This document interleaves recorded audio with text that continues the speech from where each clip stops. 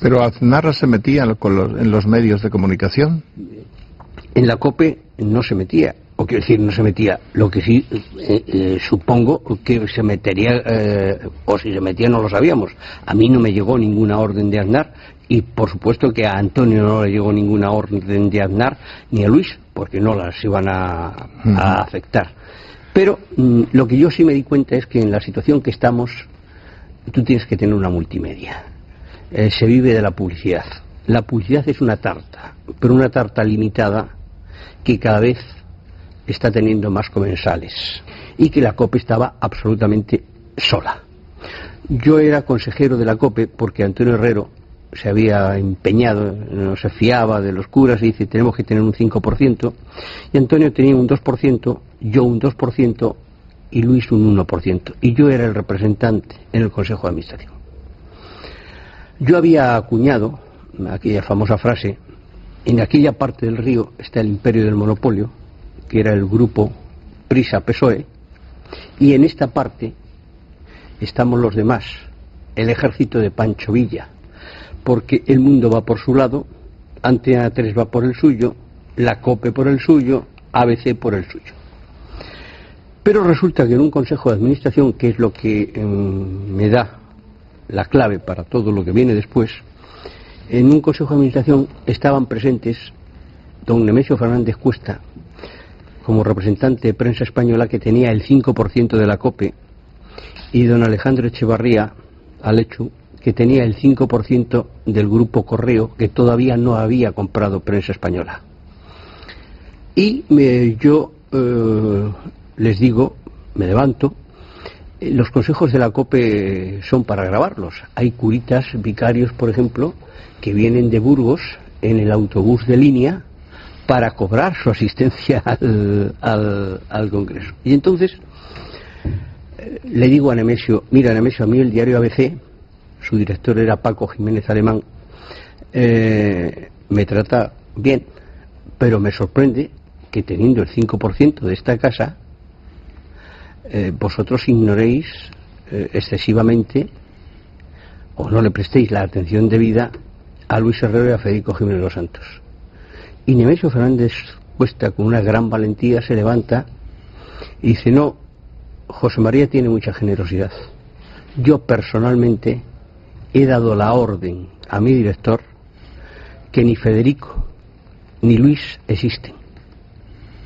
Los curas se quedan sorprendidos y dicen: y no existen porque el rival en el mercado del diario ABC no es el país, es el mundo. Y esta casa, la COPE, políticamente ha tomado partido por el mundo.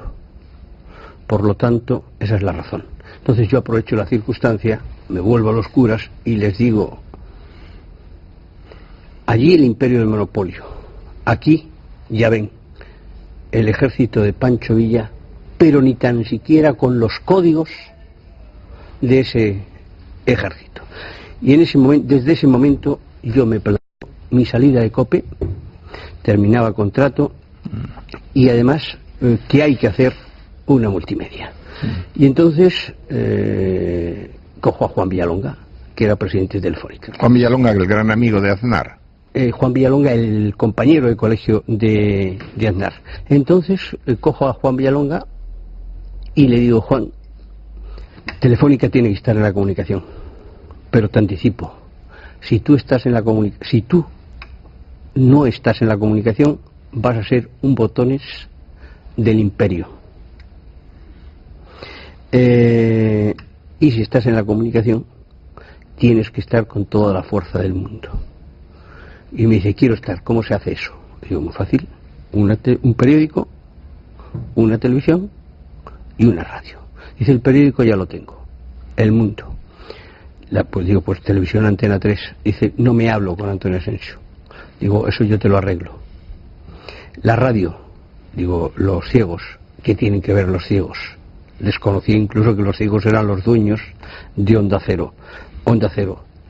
Pero te pongo una condición: y yo te pongo en contacto con ellos, pero cuando llegue el apartado económico yo no quiero saber absolutamente nada.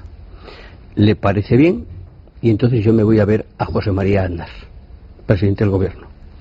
Y le digo, presidente, yo voy a dejar la COPE porque tenemos que hacer esto, voy a montar todo esto, pero quiero que lo sepas como presidente del gobierno. Entonces me dice, a mí me parece muy bien. Adelante. Seguimos adelante y cuando está bastante avanzado todo, un día me llama José María Aznar y me dice, no firmes con Juan Villalonga porque lo tengo que cambiar. Se había producido el escándalo de la stock option y bueno, se había producido algo mucho más importante, creo que en todo eso, que era que Juan Villalonga había conocido a una chica mexicana y había dejado a su santa, y digo, no, si yo no firmo con Telefónica, yo voy a firmar.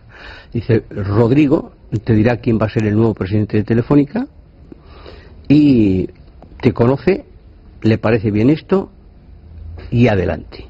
Bueno, a las 48 horas, efectivamente, Rodrigo Rato viene y me dice que el presidente de Telefónica va a ser César Alierta, y conozco a César Alierta, con el que tengo